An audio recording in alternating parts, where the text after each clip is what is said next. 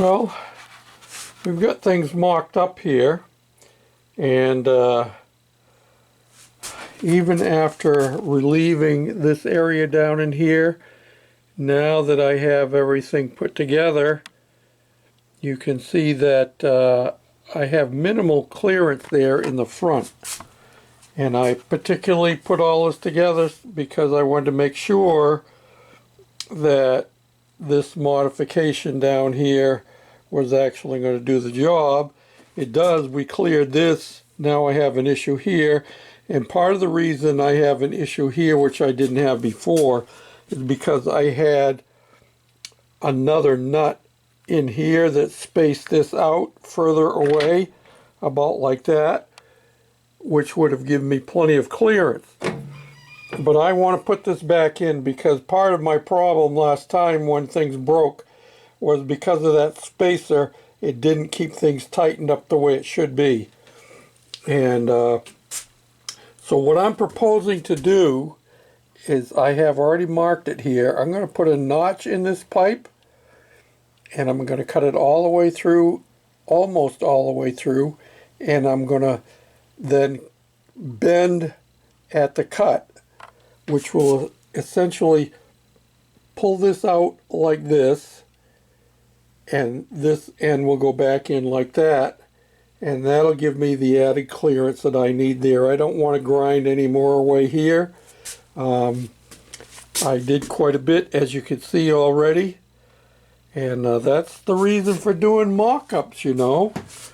I have my new axle shaft installed, and I have my spacers in here. They still need to be cleaned up. But again, this is just mock-up to make sure everything is going to work again. So this is essentially the way it's going to be. We'll make that change. And I have this piece here that's going to go down in here. See if I could do this one-handed.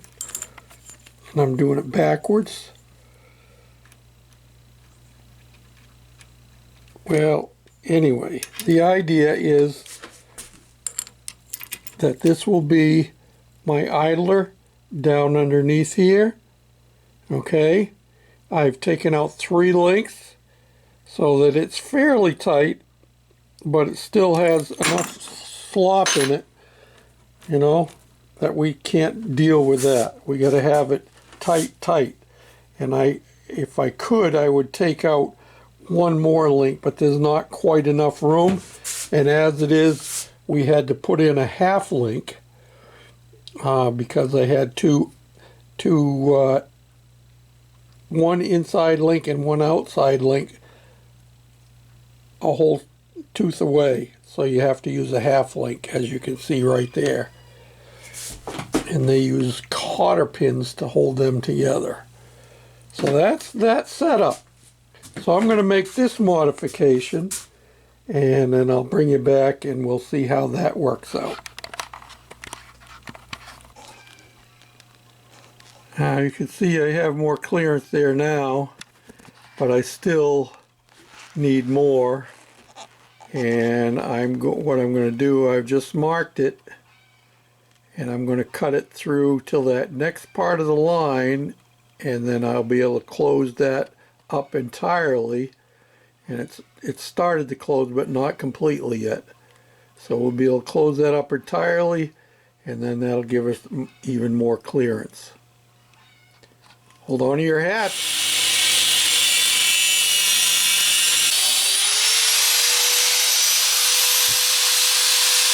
Okay, now you can see what I'm talking about. You can see how I cut it all the way through, and now by pulling it together, it pinches it in there. I'm going to put a tack weld right here, and then we're going to try it out again. Okay, we got a tack weld on there. Now we'll fit it again and see if that helps our clearance issue.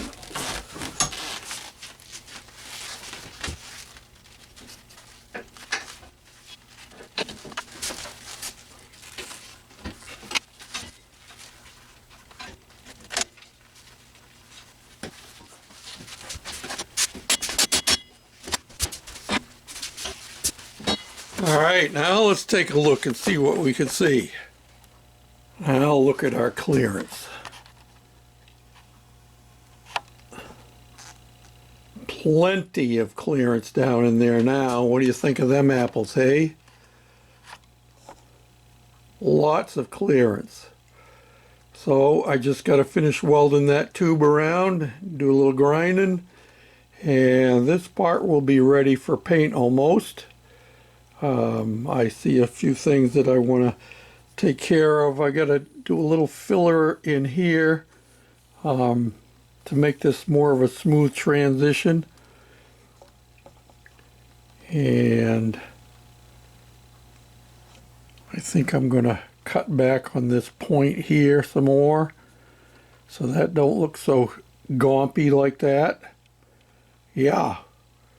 So I'll make a few more modifications and we'll be ready to paint it and put it back in place. Although I probably won't put it back in place. I probably won't paint it right away because I still have to finish my chain guide, tensioner, whatever you want to call it. And once I get that done, I have a modification to make on the inside of that tie rod end there. There's the finished product. Almost ready for paint. We still got more sanding to do. I'm going to strip this piece down entirely. I'll take this bracket off and I'll unbolt the carrier bearing, and yeah, I'll probably end up sandblasting it just to get into the nooks and crannies that I can't get with sander. But that's going to do the job. Thanks for watching, commenting, subscribing, thumbs up, all them good things. Bye for now.